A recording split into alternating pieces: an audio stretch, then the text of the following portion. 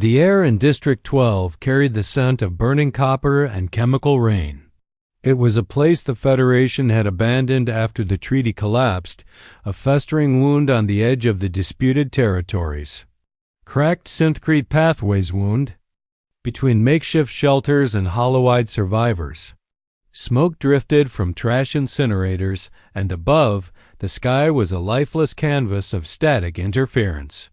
No wildlife, no natural light, just the piercing whine of security scanners and the constant undertone of despair. The barriers enclosing the district were corroded plasteel, reinforced with salvaged ship hulls. Some still bore the faded emblems of extinct colonial governments. A handful of improvised energy collectors jutted out at odd angles, barely generating enough power for basic heating units after dark. There were no proper dwellings here, just tarps, storage containers, and the gutted remains of what used to be evacuation pods. This was where the Federation dumped those it had no use for, the damaged, the displaced, the forgotten.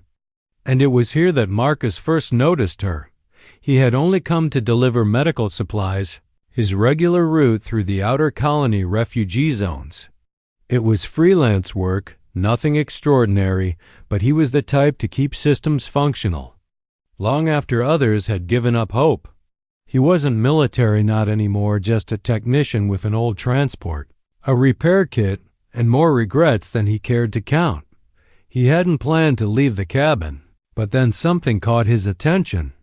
From the corner of his eye, a form, motionless, half submerged in the muck near one of the heating stations. At first, he assumed it was debris or the remains of a salvaged android, but the shape had limbs delicate, curved inward defensively.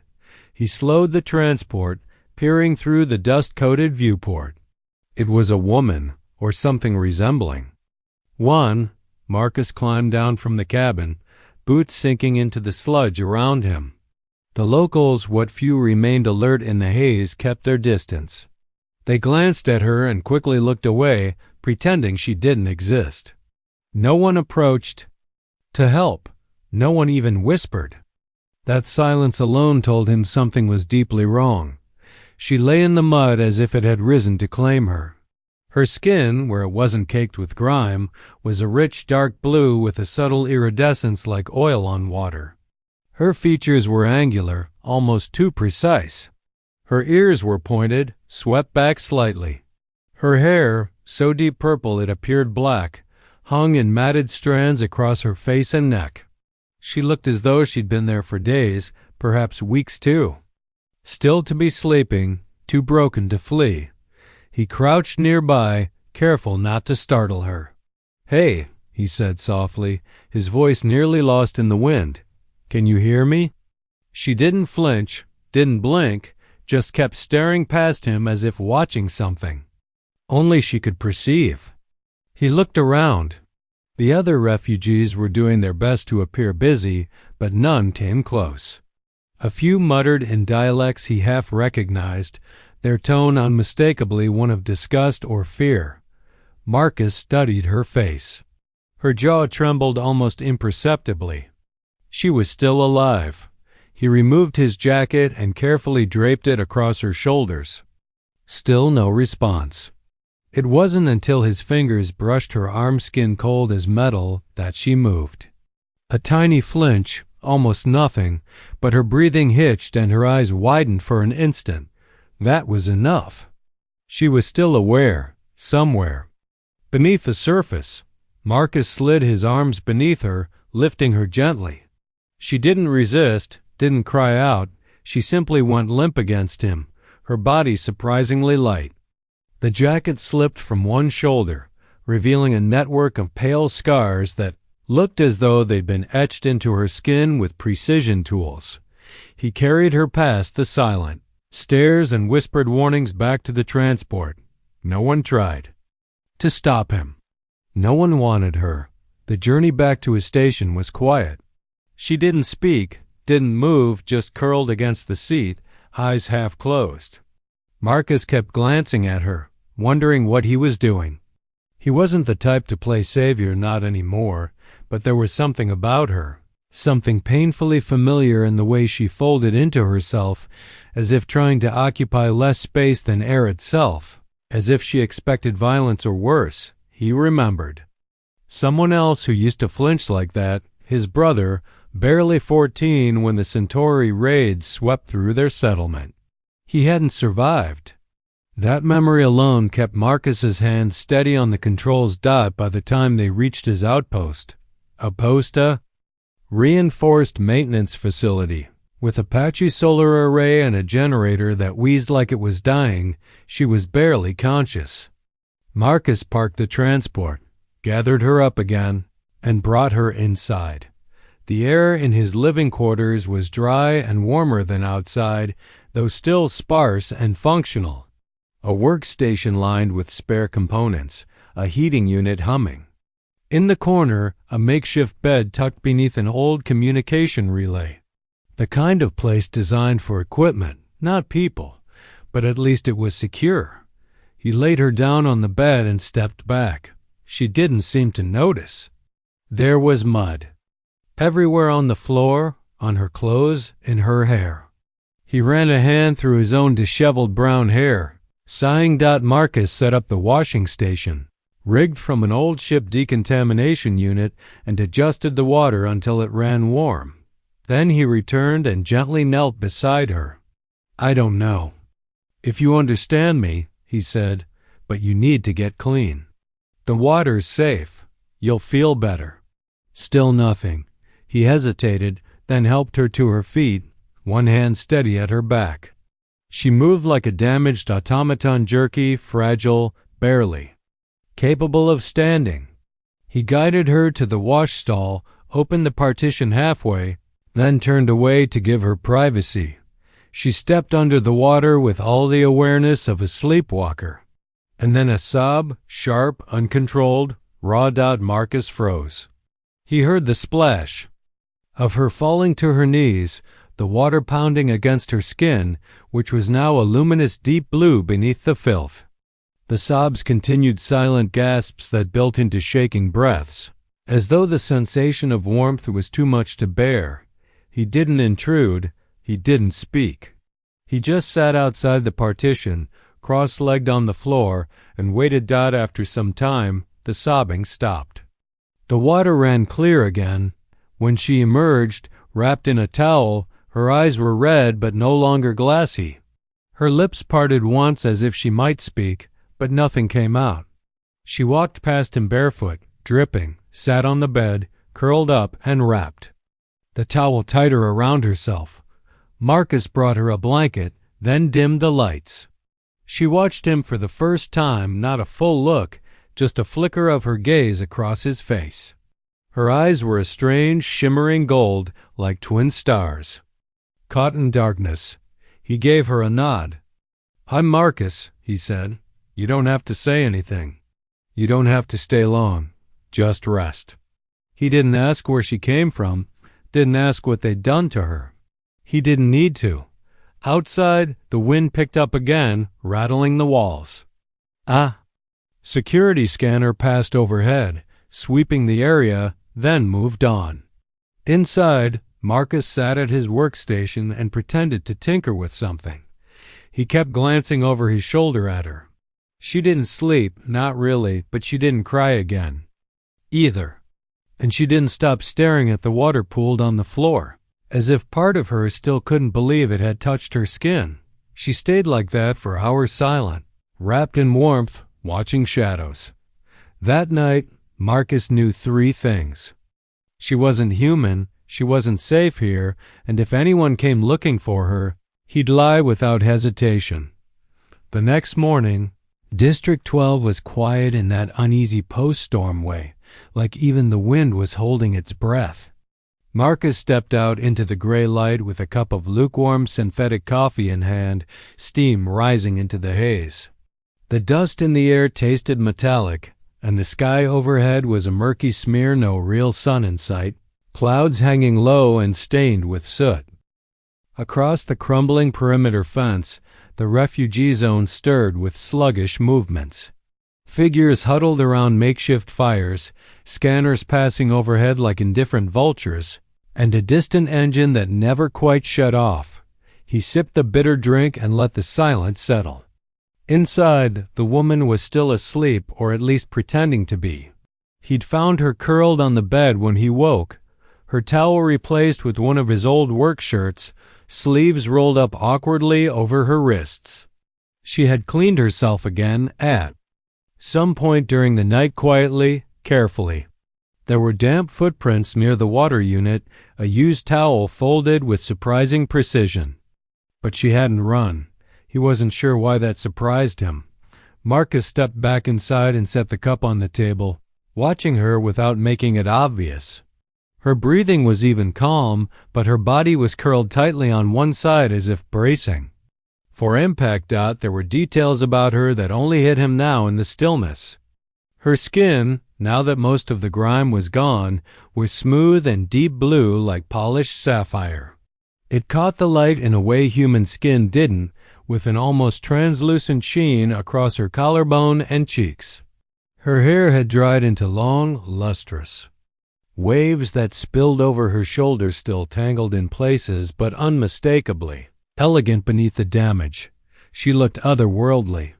Not monstrous, not alien in the way propaganda often painted outsiders, just wrong for this place. Too delicate for the filth and noise of District 12. Too alive. Marcus grabbed a ration pack and unwrapped it, the sound sharp in the quiet. Her eyes opened immediately, gold, reflective, alert. He paused. "Didn't mean to wake you." She didn't answer, but she didn't look away either. "I brought some food," he added, holding the pack out non-threateningly. "Not fancy, but it's clean." Real calories. She didn't move. Then, after a long pause, she pushed herself up slowly, her shoulders hunched as if expecting a blow. Her fingers brushed the edge of the blanket, and she hesitated, not for the food, but for him. Marcus set the pack on the table between them and stepped back, giving her space. After a few seconds, she reached for it, fingers trembling but steady enough to unwrap it on her own. She took a small bite, chewed slowly, then looked up again. Still nothing verbal. No sound, but she was watching him now, really watching, like she was trying to work out who he was, what he wanted. If this kindness was just another trap, he didn't blame her for thinking that way. "You don't have to talk," he said gently, "but I figure I should let you know you're safe here, as much as anyone is in this dump." She blinked once. He sat on the edge of the workstation and leaned back, arms crossed, letting the quiet fill the room. She needed silence, not questions, not noise. Outside, a patrol scanner passed low, sweeping the area with a soft mechanical chirp. She flinched barely, but enough for Marcus to notice. So she was tracking sound, or maybe the tone of it mattered. Kept his voice soft, measured. "You got a name?" She didn't answer, but her hand tightened slightly around the ration pack. "That's okay," he said. "You don't have to give it to me." Another silence. Then she did something strange, something small but meaningful. She reached up and touched the water unit's power switch, just a fingertip lightly brushing it. Then her hand dropped back into her lap. He raised an eyebrow. "The water?" No response, but she did it again. Marcus realized what she was doing. "You like it?" he asked. "The sound?" She didn't nod, didn't smile, but there was a change in her posture, a softening, like a wire loosening inside her chest. Something about water calmed her, or maybe it reminded her of something else. Somewhere else. He made a mental note to keep it running more often. For the next few hours, they shared the same space without speaking. She stayed near the bed or the heater, always within a few feet of the exit, never turning her back on the door. Marcus worked on a broken filtration core at the station, deliberately keeping his movements slow and predictable. Letting her adjust to his rhythm, he didn't ask anything, not about the camp, or how long she'd been there, or what those scars meant. He knew better than to touch that wound too soon. But his mind raced. Who was she? Where had she come from? She wasn't just any refugee. They wouldn't be afraid of her like that, wouldn't shun her. They knew something. Was she dangerous? She didn't look dangerous. Fragile, yes. Exhausted. But not a threat. Unless she'd once been something else. And what if someone came looking? Marcus glanced out the window toward the distant shapes moving in the haze. He couldn't keep her here forever. Someone would notice. Someone always noticed. Later that evening, as the light dimmed to a dull glow and the heater sputtered, she moved closer to him. Not much, just a few steps, but she did it on her own. She hovered by the corner of the workstation, watching his hands manipulate the tools. Her gaze wasn't frightened now, more curious, focused. He looked up, surprised by how near she'd gotten. "You ever seen a pressure valve this old?" he asked casually, holding it up. She tilted her head. Still no words, but he thought maybe a flicker of interest passed through her eyes. He smiled a little. "Me neither. Looks like it came off a cargo hauler from before the war." Her eyes narrowed slightly at the word war. He didn't push it, just nodded and returned to his work. She stayed there until the heater clicked off for the night. She didn't sleep on the bed this time. She made a spot for herself in the corner near the water unit, wrapped in a blanket, curled tight but this time facing into the room, not away. Marcus watched her for a long while, then shut the lights. And for the first time since she'd arrived, he heard something new, not sobs, not gasps, just breathing. Even, measured. Like someone who, for the first time in a long time, felt safe enough to simply exist. He leaned back in his chair and closed his eyes. But one thought lingered.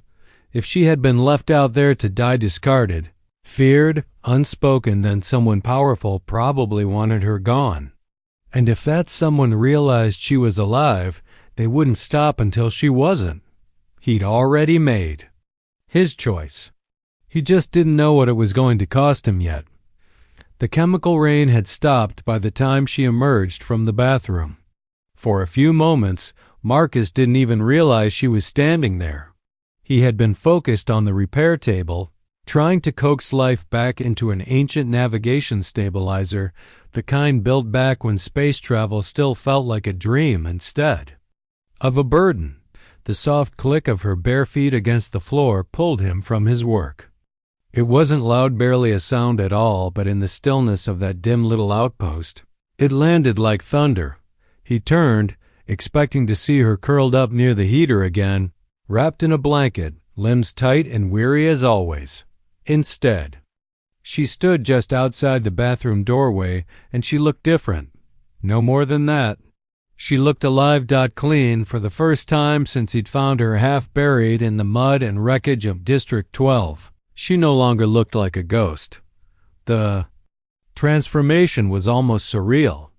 Her skin, now free of dirt and blood, shimmered faintly under the overhead lights, a deep, flawless blue with a delicate luminescence, as if light lived beneath its surface. The silver scars scattered along her arms and collarbone, once hidden, under grime, caught the glow in fine, ghostly threads like a map drawn across her body in starlight. Her hair was no longer a tangled, matted mass. It spilled down her back in long, gleaming waves of deep purple, damp at the ends, some strands clinging to her neck and shoulders. She wore one of his long shirts, the hem brushing just above her knees, the sleeves rolled and clumsily buttoned. At the cuffs. It hung loose on her frame, but somehow didn't look ill-fitting, just soft, human. But it wasn't the shirt or her skin, or the way the light wrapped around her like it had missed her presence. It was her eyes. She was looking at him directly, steady, not flinching, not retreating into herself like before, and Marcus couldn't look away. For a moment, everything else fell away, the low hum of the power unit, the static from the outer coms, the hiss of the water line, all faded into silence. It was just her, standing in the half-light of his shelter, rain-washed and fragile. And real. He blinked, suddenly aware he was staring. His voice caught in his throat, and he coughed, looking away like he'd touched something too hot. Didn't mean to gawk, just you look better, much better. He turned back to the workstation, but his hands had gone useless. Tools blurred in his vision. Every nerve in his body was telling him to glance back, to check if she was still there. She hadn't moved. He could feel her gaze like sunlight on the back of his neck. When he finally risked another look, she was closer. Not much, maybe 2 steps, but enough to make his chest tighten. She walked slowly, her feet silent against the floor. She stopped beside the table and let her fingers hover above the navigation parts scattered across the surface. She didn't touch anything, just studied the mess of wires, sensors, and cracked alloy plating with quiet curiosity. He tried to focus on what he was doing, replacing a fried capacitor, but her nearness made it impossible to think clearly. Her scent, clean and earthy with something faintly floral, rose with the heat of the room and wrapped around him like a memory he couldn't place. She pointed at the central panel of the stabilizer, her finger just an inch above the casing. "You've worked with these before?" he asked, keeping his voice low and steady. She didn't answer, but her gaze remained fixed on the device's internal matrix, her expression concentrated. She raised her hand, mimed a twisting motion with her fingers, like she was unscrewing something. Marcus followed her cue and flipped the housing to reveal the core. "Smart," he muttered, genuinely impressed. "Most people wouldn't know how this opens. Hell, I didn't know until I broke 2 of them."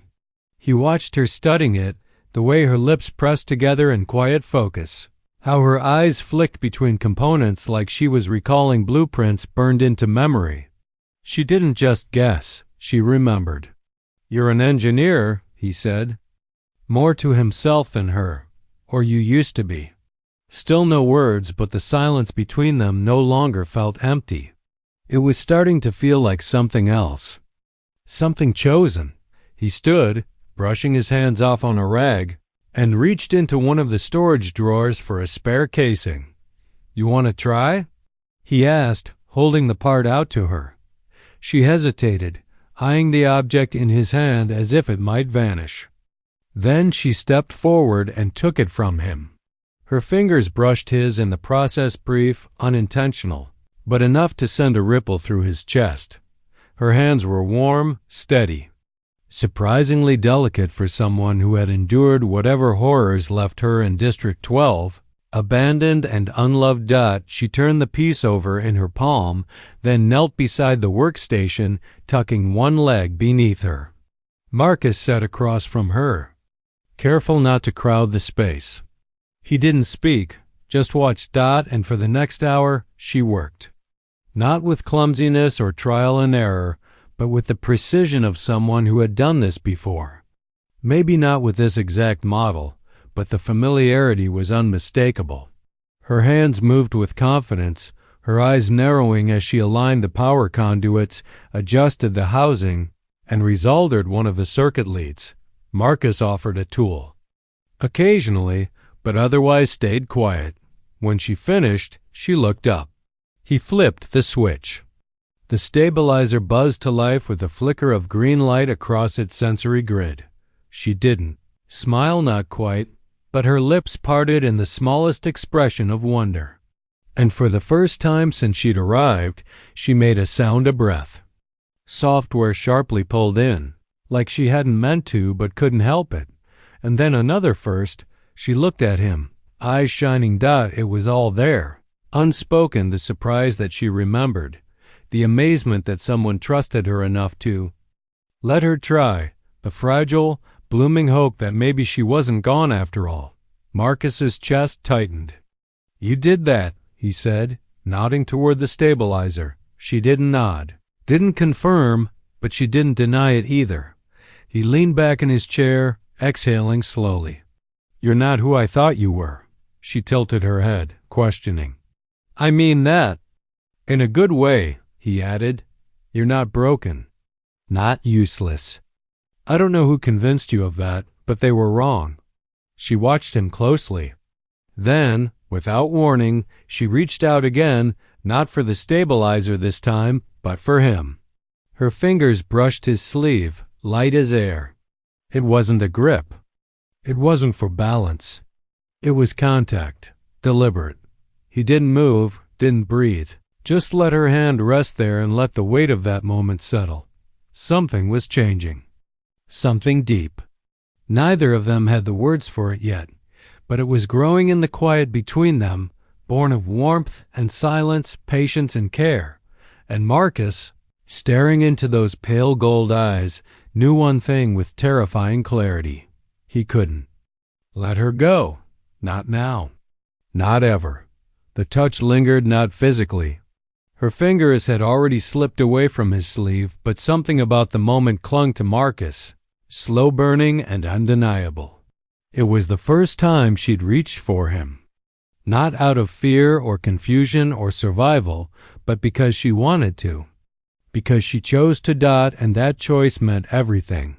The rest of the evening passed in a sort of delicate quiet, not uncomfortable, but charged, like the air before a storm. She didn't speak still, hadn't said a single word since arriving, but something fundamental had shifted. Her eyes didn't dart around the room anymore. She didn't flinch when he moved.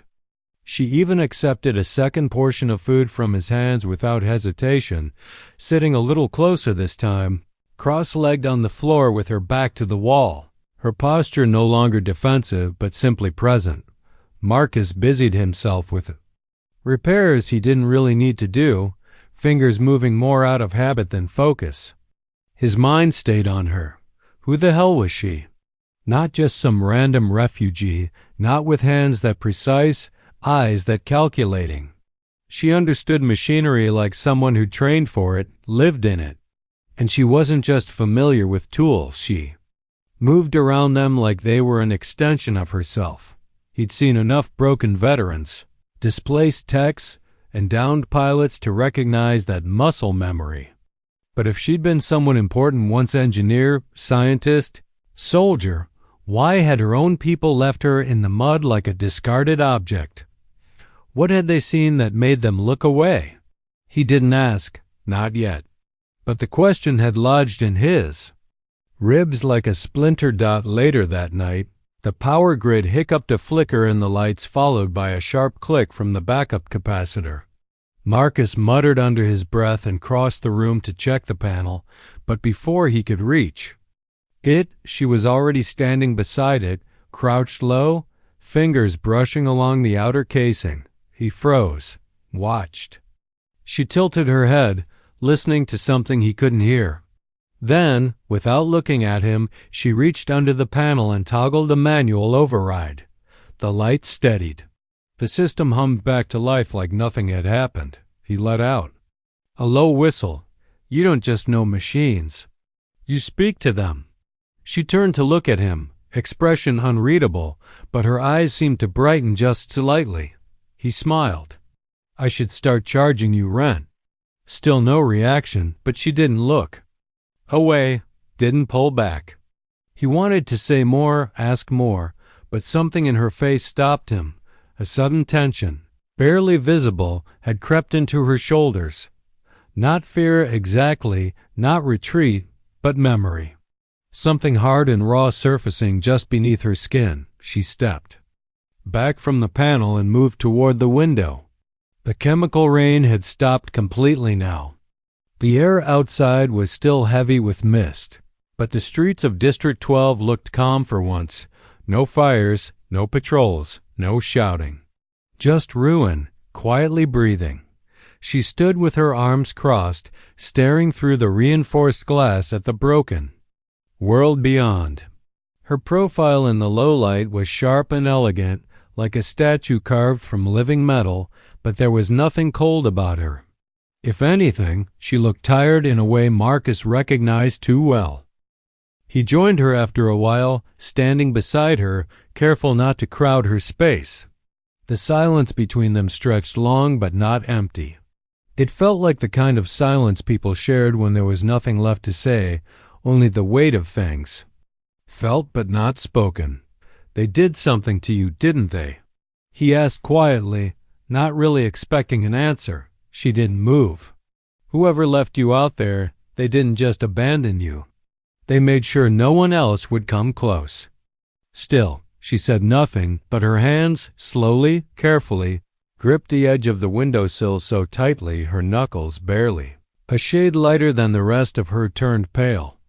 Marcus studied her, heart tightening. You don't have to tell me. Not yet. Not ever, if you don't want to. She didn't release the windowsill, but her shoulders eased just slightly. Then, barely audible, she breathed one word, a whisper, a single syllable. Kira. He blinked. What? She looked at him, eyes glowing faintly gold in the dark. My name, she said again, just a little stronger this time. Kira. It was the first word he'd ever heard her speak, and it hit him harder than any scream or sob could have. Kira, he repeated under his breath, like it might break if said too loudly. Kira, he said, his voice warm. That's a good name. She looked down, almost shy, then moved back to the bed and sat on the edge of it. He stayed by the window for a moment, watching her. Everything was changing now. Names had weight. Names meant identity, choice. It meant she wanted to be known, not just survive. That night, while she slept curled against the wall, one hand near the stabilizer she'd helped rebuild, Marcus stayed awake, listening to the low hum of the heater and the faint clicks of distant patrols outside the fence. She had spoken. She had trusted him, at least enough to give him her name. But the name wasn't just a sign of healing. It was a warning. If she remembered who she was, then soon others might remember too. And if they came looking, Marcus wasn't sure he'd be able to protect her from what came next. But he knew one thing. He would try. The silence that filled the room wasn't heavy anymore. It was thoughtful, like the pause between two notes of a song you weren't sure had ended. Marcus sat at the far side of the room, elbows on his knees, hands steepled. As he watched Kira, not watched exactly, observed, listened, gave her space. His eyes had barely left her since she'd first spoken her name, 2 nights ago. Kira. He still couldn't get over the way she had said it, quiet, cracked, but purposeful, like unearthing something long buried and fragile, still covered in ash. Moment hadn't just changed how he saw her. It had changed her presence in the space. She walked differently now. She still moved carefully, but with less hesitation, less fear. And though she still hadn't said anything else since, the look in her eyes had shifted. More focused. More here. He hadn't pushed. He wouldn't. But that didn't mean the questions weren't burning inside him like coals. Tonight, something was different. A storm brewed outside, distant thunder rolling low across the broken horizon of District 12. The heat inside the outpost was thicker than usual, clinging to skin and breath. The kind of night that made sleep feel impossible. Marcus had given up trying. He was used to that. He sat in the half-dark, a small cup of water in one hand, the other resting on the table beside the stabilizer she'd repaired days before. Little device was inactive now, but he kept it nearby, almost like a placeholder, a silent symbol of what she'd done, what she remembered. Across from him, Kira stood by the window, watching lightning flicker faintly in the clouds. Her reflection in the glass looked more solid than it had a week ago. Not a ghost anymore, not just a survivor. Something more. He set the cup down and spoke softly. You ever see storms like this where you're from? A pause, then her shoulders lifted, a breath passing through her lips. Yes, she said. Her voice was rough from disuse but clear. He looked up slowly, surprised by how easily the word had come. She turned from the window and walked over to the heater, which clicked quietly as it cycled on and off. She crouched beside it, folding one leg under the other, resting her back against the wall. For a while, neither of them spoke. Then she looked at him directly. The world outside had gone still, not the usual stillness of a dying sector, but the kind that feels deliberate, like even the wind was holding its breath. Inside the shelter, everything had grown quiet between them again, but not in that sharp, cautious way from before. This silence was softer now, comfortable, almost tender. Kira sat across from Marcus at a small table, fingers gently circling the rim of her water cup. Her shoulders were relaxed, her hair pulled over one shoulder, slightly damp from a fresh rinse. She hadn't flinched in days, not when he spoke, not when he moved, not even when she accidentally brushed his hand while passing tools during a repair. Something was shifting. It had started with her name, then came her voice, her story.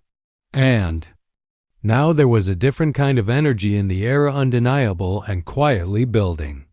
It sat between them like a living thing, pulsing with every shared glance, every small, brave step she took toward him. She looked up at him now, and Marcus felt the familiar tug in his chest. "You never ask me what I want," she said, voice low, steady. Marcus blinked. "I didn't think I should." Kira tilted her head slightly. "Most people don't wait for permission. They just take. You just didn't." He set down the tool in his hand.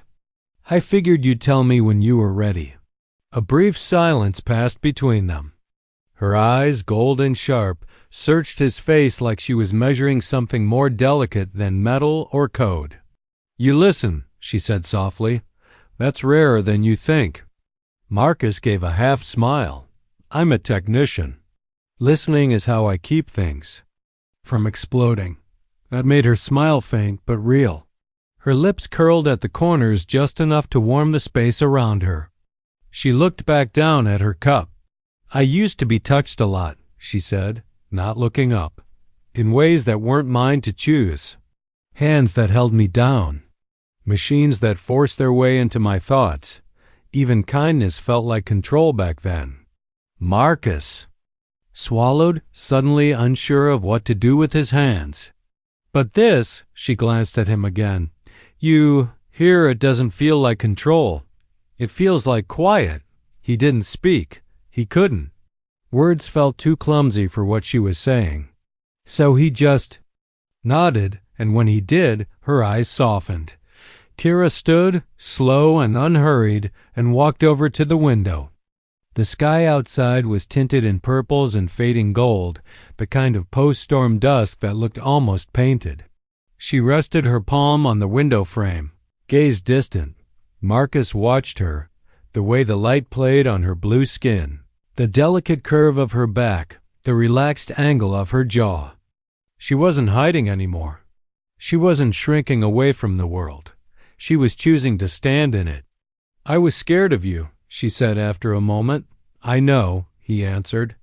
"I thought if you touched me, I'd break. And now?" She turned to face him, her voice just above a whisper. "Now I'm not so sure." She stepped toward him, not fast, but with certainty. Her bare feet made no sound on the metal floor. She stopped just in front of him, close enough that he could feel the warmth of her breath. Marcus held still, giving her that space to decide. Kira raised one hand and placed it lightly on his chest. She felt his heart, steady and real beneath her fingertips. Her other hand came up slowly, hovering near his cheek before gently resting there. Her skin was warm, smooth, trembling slightly, but not from fear. Her eyes met his, no shields, no walls. And then, quietly, she leaned forward and kissed him. It wasn't rushed. It wasn't bold.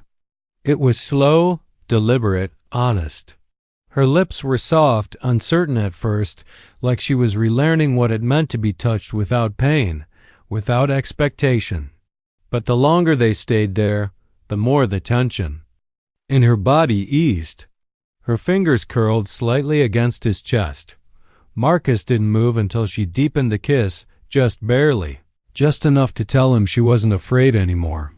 He responded then, hand gently resting at her waist, not gripping, just being there, like a promise. When she pulled back, Their foreheads stayed pressed together, their breaths mingled in the quiet space between them. Her eyes remained closed. For a moment, then opened slowly. There was something different in them now, not just trust, but hope. "Okay?" she asked, voice fragile but grounded. Marcus nodded, brushing his thumb along her hip. "More than okay." She let out a breath that sounded like a piece of herself returning. That night, they didn't sleep far apart like before. Kira lay beside him. On the bed, not curled tightly or facing the wall, but turned toward him, her hand resting near his, sometimes brushing against it in sleep. She didn't speak again. She didn't have to. Her kiss had said enough. And Marcus knew that whatever had happened to her, whatever ghost she carried, she was still here, still healing, still hers, and now a part of her belonged here too. With him, the morning was different, not just in the light, though that too felt softer, filtered through clouds that seemed to have lost their edge, but in the air of the place, as if the walls of Marcus's outpost, battered and half-rusted, could sense that something had shifted within them. The silence wasn't watchful anymore. It was calm, settled. Kira stood in front of the mirror in the washroom, fingers combing through her long purple hair with a quiet focus that hadn't existed before. Her reflection no longer startled her, no longer looked like someone she didn't recognize. Today she had bathed on her own, not out of necessity, not just to scrub off the dust of another day in District 12, but because she wanted to. Because her body no longer felt like something borrowed or broken. Because she had begun, slowly and stubbornly, to believe that it belonged to her again. She wore one of Marcus's clean shirts, gray, soft, rolled at the sleeves, and a belt she had tied at the waist to make it fit. It was simple, nothing elegant, but when she looked at herself, there was a kind of quiet dignity in her posture. Not pride, not yet, but claiming. She was here. She was someone again. When she stepped into the main room, Marcus was at the counter, pouring water into a metal pot with the same casual rhythm he used for everything. His hair was a mess, always was in the mornings, and his shirt was halfway untucked, sleeves rolled past his elbows. He glanced up and froze, his breath caught in a way that made her pause mid-step. He trailed off, blinking like. He was afraid to ruin the moment. "You look like you." Kira tilted her head. "I feel like me." He smiled wide and unguarded, the kind of smile that made her chest tighten. "You should feel that every day," he said. She walked closer, barefoot, the floor cool under her toes. He offered her a cup, and she accepted it without hesitation. No shaking hands, no shrinking posture. Their fingers brushed, and this time it was her who didn't pull away. They sipped in silence, both of them facing the window where the sun was fighting its way through the clouds. District 12 still looked like a graveyard of metal and ash, but inside this room there was warmth, breath, hope. After a while, she turned to him. "I want to stay," she said simply.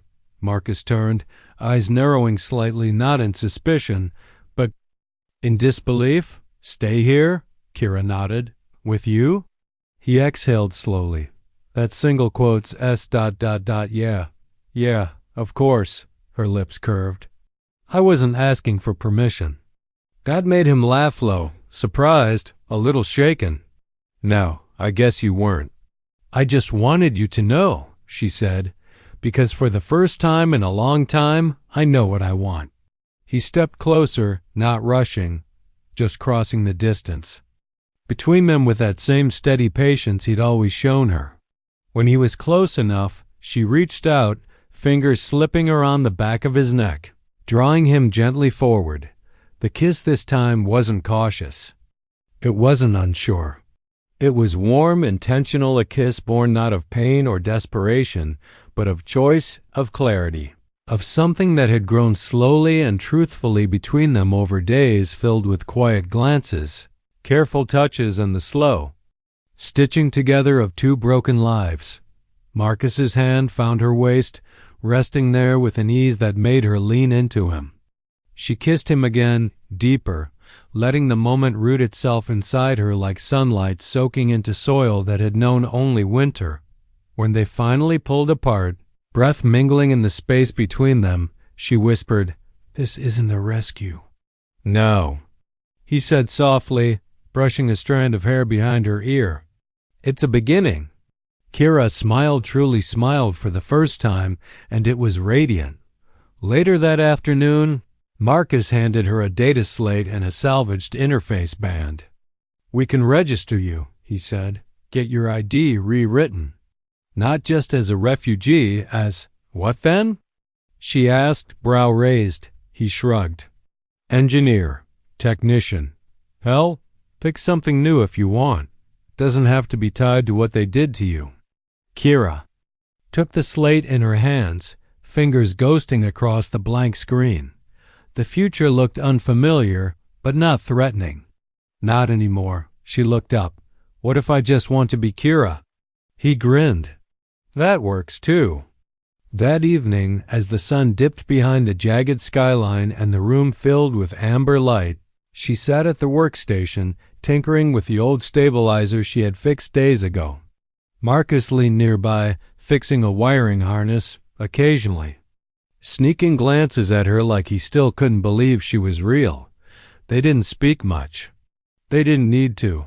She laughed once softly when the stabilizer twitched to life and scuttled crookedly across the table. It was the sound of something new being born. Not survival, not recovery, but life. Real life. By the time darkness fell and they lay curled together on the bed, Kira's hand resting over Marcus's heart, she whispered into the space between them, "I never thought I'd find peace again." Marcus pressed a kiss to her forehead. "You didn't find it, you made it." Outside, the sector remained ruined, the city forgotten. But inside that small outpost, among spare parts, soft blankets, and gentle hands, a war-torn woman and a quiet man had built something sacred, not a miracle. Just love. Quiet, earned, unshakable love. And this time, no one could take it from them. Days passed. The steady rhythm of life in District 12 didn't change much. The sky still hung heavy with gray clouds, and the distant hum of surveillance scanners echoed across the decaying streets. But inside the little shelter, inside their shared space, time seemed to slow. Days stretched into weeks, and with each passing one, Kira and Marcus grew closer, more certain of what they had built together. There were no grand gestures, no dramatic moments, just quiet, intimate exchanges. A glance, a shared cup of water, a brush of fingers against skin that no longer felt foreign, no longer burdened with shame or fear. They spent evenings working, side by side, Kira repairing old tech with the precision Marcus admired, while he tinkered with minor repairs around the shelter. They often shared stories of their past, small fragments of memories that hadn't been drowned in the wreckage of war. Kira spoke more now, her voice growing steadier, stronger with each day. And Marcus listened, really listened to everything. She said. She told him about Nexera, about the crystal formations she used to study with her family, the binary sunsets she used to watch as a child, the electromagnetic storms that painted the sky in brilliant colors. Her voice would soften when she spoke of those things, as if trying to hold on to pieces of her past that had almost slipped away. Marcus shared stories too. He told her about his brother, about the hope he'd once clung to that maybe, just maybe, he could be found whole and safe. He never said it aloud, but part of him had always wondered if his brother had ever truly been lost. And part of him still felt the empty ache of that unanswered question. But they had stopped talking about the past too much. They had stopped wondering why things had happened. Instead, they began to focus on now, on what they could build together, here, in this moment. The mornings were their favorite time. The sun broke through the clouds just enough to bathe the shelter in a soft, golden light. Kira had gotten into the habit of waking up first. She would always find him still asleep, his face relaxed, his breathing steady. and she would watch him for a moment, something soft in her eyes, like she couldn't quite believe that this was real, that she was here with him. She'd make coffee, then slip back to the bed, sliding into the warmth beside him. And every morning when he woke, he'd smile at her as if it was the first time he'd seen her. In the evenings, they'd sit by the window, watching the sky change. The storms had become less frequent, but when they came, they watched together, Kira with her arms wrapped around her knees, Marcus with his hand resting casually on the back of her neck. They didn't speak much during those times, but there was a quiet comfort in the shared silence. The world outside was a chaotic mess, but within the small walls of the shelter, there was peace. Some nights, Kira would make dinner simple meals, but somehow they tasted like something more when shared between them. She had started to enjoy the act of cooking, of making something real out of the scraps of old rations they managed to scrounge together. Marcus would help with the prep, but mostly he just watched her, admiring the way she moved so fluidly, so effortlessly, like she had come alive in a way she hadn't before. Their life had a quiet rhythm now, a hum of everyday life that had become both comforting and exhilarating. There was no need for words most of the time, just being together was enough, but there was still that underlying tension, the one that lingered quietly in the background. Kira knew it too. She could feel it in the way she'd catch Marcus staring at her sometimes, as if trying to memorize every detail of her. The way his hand would linger on her arm or her shoulder, like he was afraid to let go. It wasn't out of desperation. It was something else, a quiet, deep connection. But there was always the unspoken question that hung between them. How long would this last? The threat of the outside world was always just beneath the surface, a shadow at the edge of their peace. District 12 hadn't changed. It was still a forgotten place, full of refugees, exiles, and those who had nothing left to lose. The authorities could come at any time. The war could rise again. There were whispers of unrest in the distant sectors, rumors of reprisals, of retaliation against those who had fled or betrayed their people. Kira's past wasn't truly behind her. Not yet. Marcus felt it too. Every now and then, his gaze would flicker to the door. His fingers would tighten around the edge of a table or a tool he was working with, and she would know that part of him was still waiting for something, waiting for danger, for the past to break through their fragile peace. But they didn't speak of it. Not yet. One evening, after they'd finished their dinner and the sun had set, casting the room in a soft amber glow, Kira stood up suddenly, stretching her arms above her head. There was something different about the way she moved, something deliberate, in the way she carried herself. Her eyes met his, and she gave him a quiet smile. "I'm going outside for a bit," she said, as if the decision had already been made. Marcus raised an eyebrow, concern flickering in his gaze. "It's getting late. Is everything okay?" Kira nodded, though her expression was unreadable. "I just ... I need to see something. Be somewhere." He stood up slowly, the weight of the moment settling between them. "I'll come with you." She shook her head, her smile softening. "No, I need to do this on my own. Just for a moment." She walked to the door without waiting for a response, and Marcus let her go. He didn't follow. He didn't need to. Kira wasn't running from him, she was just taking a step towards something that only she could understand. The door clicked softly behind her, leaving Marcus alone in the quiet of the shelter. He stood there for a moment, listening to the silence that stretched between them. Then, with a slow breath, he sat back down at the table and resumed the small repairs he'd been working on, but the quiet wasn't oppressive. Not anymore. It was a comfortable stillness, the kind that wrapped around you like a blanket. And in that silence, he could feel the weight of what they had, something unspoken, but so incredibly solid. She would return. They would continue in their quiet corner of the world. Everything was exactly as it should be.